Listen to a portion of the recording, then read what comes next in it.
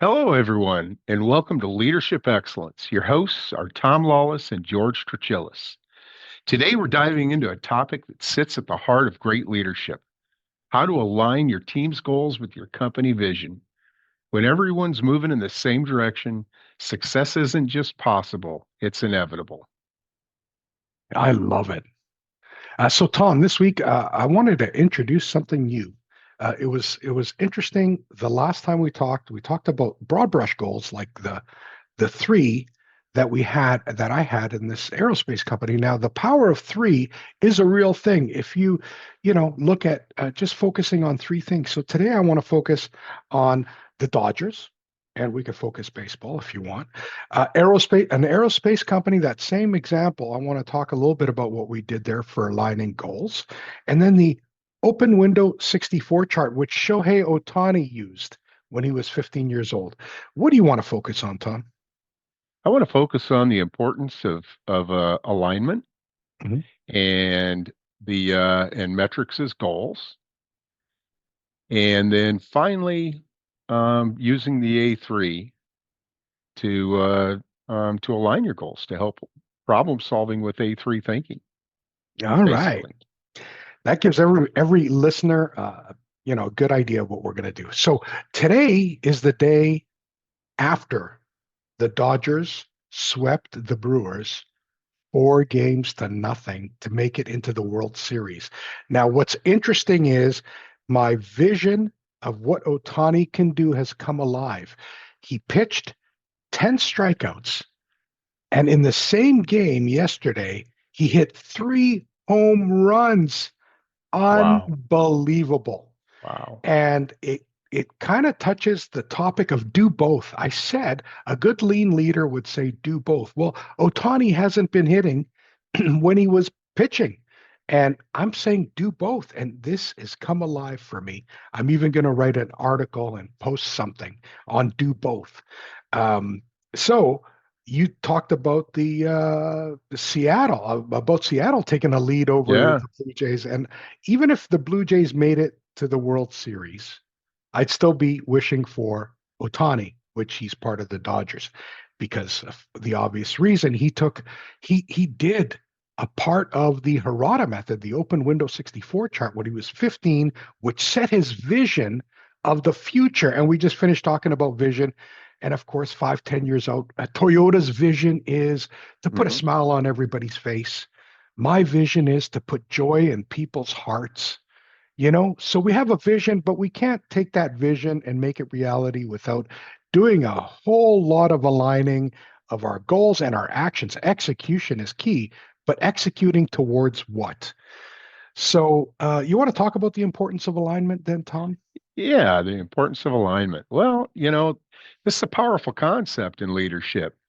When a team's goals are aligned, meaning they connect clearly to the organization's larger mission and vision, people stop working in confusion, right? They start working towards that common goal, and it transforms just the thinking of just doing my job into contributing something that really matters, right?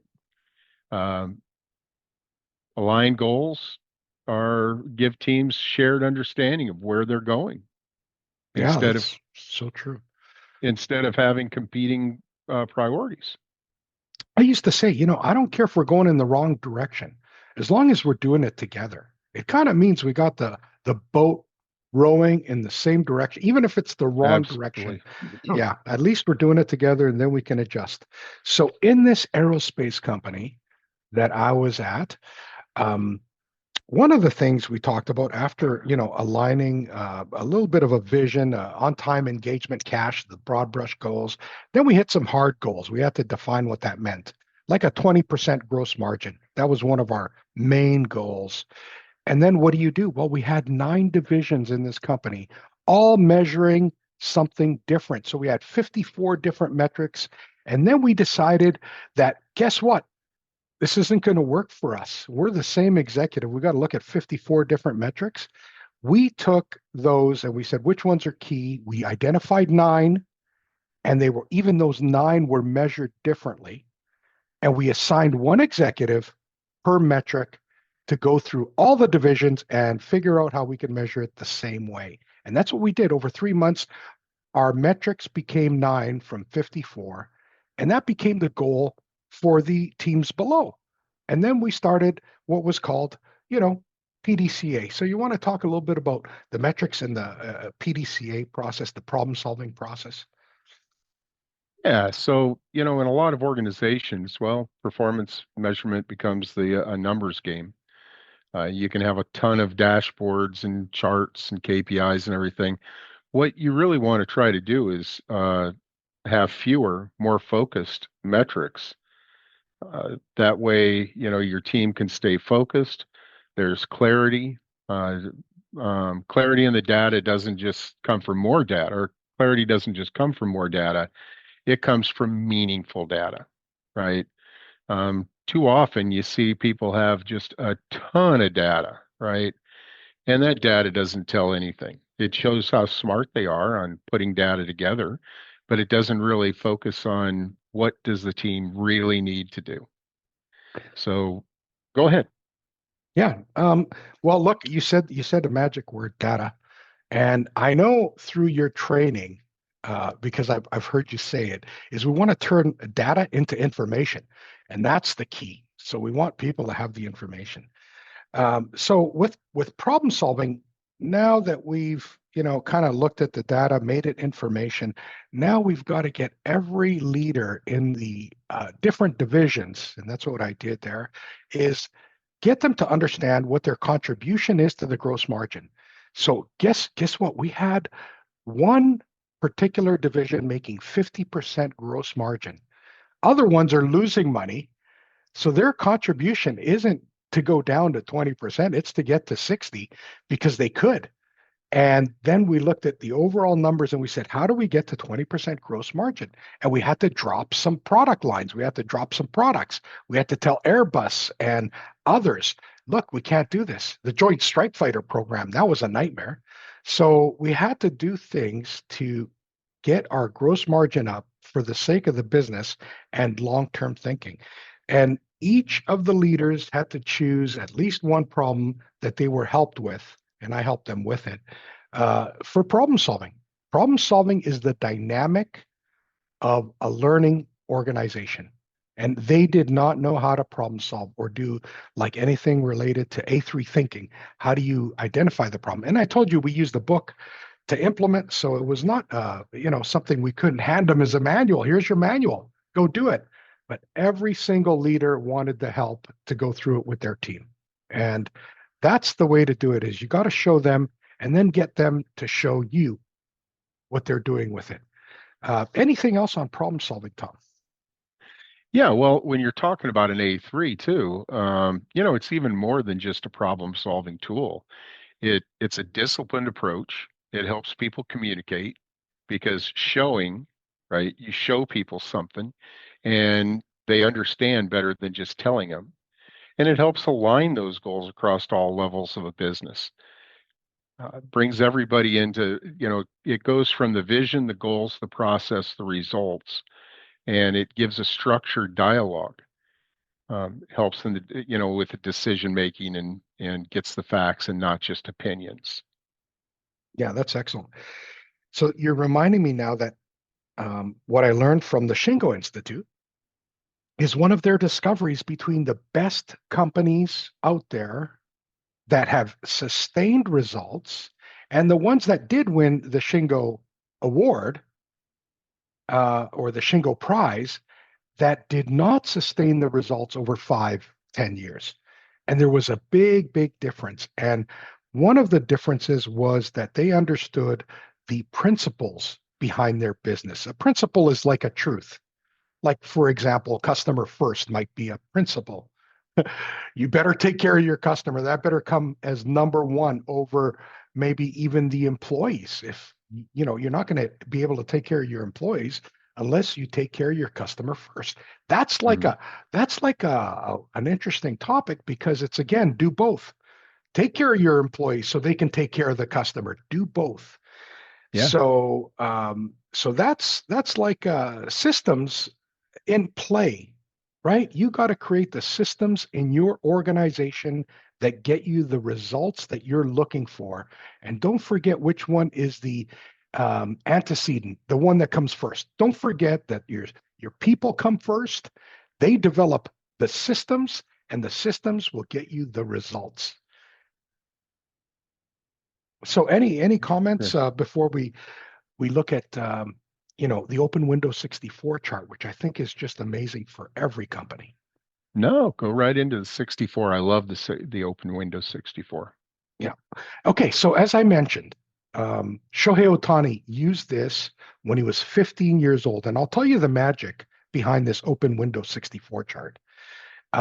You can look it up. You can download the Harada app, and you can get the tools, and you get like all sorts of stuff. But the point is not to push getting it. Buy the book.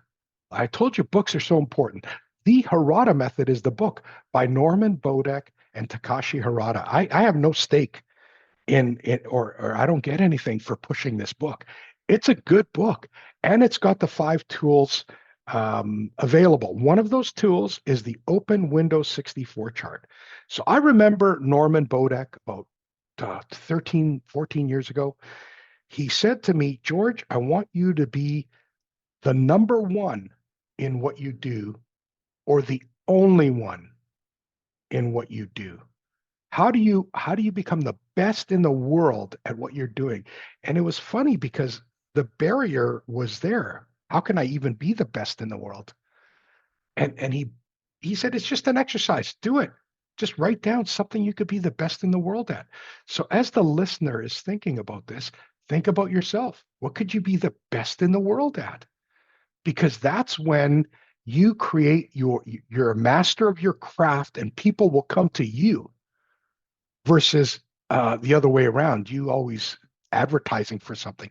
People will come to you when you're the master of what you do. And of course, the world needs it. So that's part of our discussion on Ikigai last time. So the open Windows 64 chart gets you to set a goal. You got to believe in yourself to do this. And then you set your goal, and then you pick your 8 areas. I remember doing this 13 years ago. He broke me through that little ceiling like a flea circus I was in, and I just kept on hitting my head because I couldn't break through. And then I finally broke through with that question, picked 8 areas, and then picked 8 tasks that I needed to do out of these areas. And believe it or not, I thought the one person I didn't know in lean was like Dr. Jeffrey K. Liker. So I put down Jeff Liker, need to write a book with him or do something with him, right?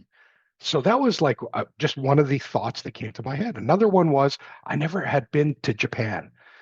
And I'm a lean person. I want to be the best in the world at doing lean. And I better go to Japan. This is where it all came from. These came alive because I dreamt it. I dreamt it. I believed in it. It happened. And so for Shohei Ohtani, he wanted to be the number one draft pick at the time. Now he's like the best in the world, best in the last 100 years. But he wanted to be the number one draft pick. He picked all these things to do on his own, and he went and did them. This is where the creativity comes in. So of course, we help executives. This is part of our DNA. Our character is to help others. That's why we're doing this podcast, not for any self promoting, but we'll do it once in a while. We have to. It's in our DNA too. So that's all I got. Do the open Windows 64 chart. It's probably the last time I'm going to mention it. So any last comments, Tom? And what are we going to do next week? No, I mean, I think when you're talking about aligning your goals, the Open Windows 64 is just it's a great tool. It digs down, you look at the 8 goals that go with your main vision, what your vision is, and then it breaks that down into another um, eight, eight from there. So 8 topics that you continue to work on and keeps your vision. You have your vision going. All right. So, oh, go ahead. Was you going to say something? Oh, no, but I remember putting that on my fridge. Don't lose sight of what you decide.